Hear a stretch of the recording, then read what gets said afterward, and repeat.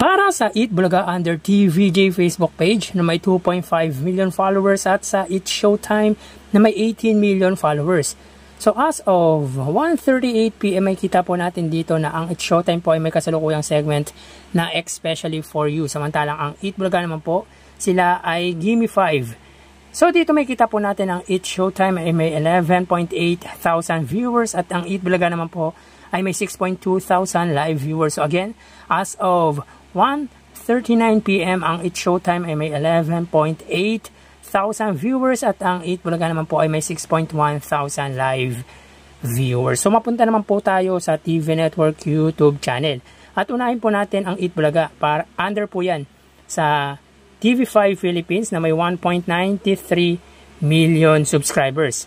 Sa Eat Showtime naman po, under po yan sa GMA Network YouTube channel na may 36.1 million subscribers. So as of 1:39 PM ang Eat Showtime under GMA Network, sila ay may 20,000 viewers. Ang Eat Bulaga po, sila po ay may 47,000 live viewers. Under po yan sa TV5. So again, as of 1:40 ang Eat Showtime under GMA Network ay may 20,000 viewers. At ang Eat Bulaga naman po ay may 47,000. Under po yan sa TV5. So mapunta naman po tayo sa main YouTube channel ng dalawang noontime show. Para po sa Eat Showtime, under po yan sa ABS-CBN Eat Showtime na may 2.32 million subscribers.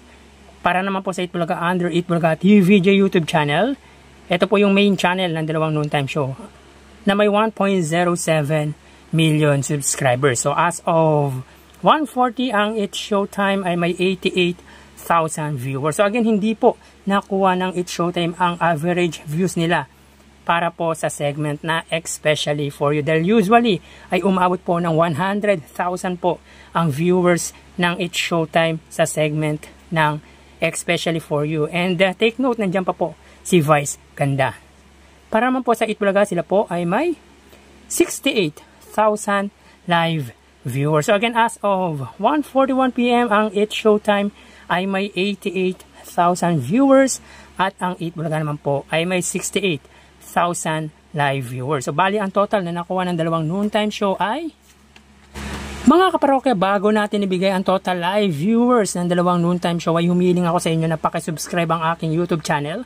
Pakiclick ang bell icon para una kayong manotify sa mga bagong video na ilalabas ko. At pakidami nyo na din na i-follow ang aking Facebook page na Mega TV at ang aking TikTok account na Kaparokya TV. Maraming salamat! So bali ang total na nakuha ng Eat Showtime ay 120,000 viewers.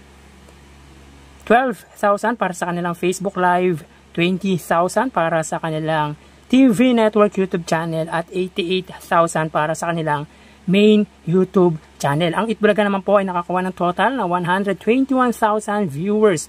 6,000 para sa kanilang Facebook Live, 47,000 under TV5 Philippines at 68,000 para sa kanilang main YouTube channel. So yan po ang lumalabas sa kanilang online viewership as of 1:43 PM. So magbabalik po tayo para sa huling bahagi ng online viewership. Mag-iingat po tayo mga parokya. Thank you and God bless.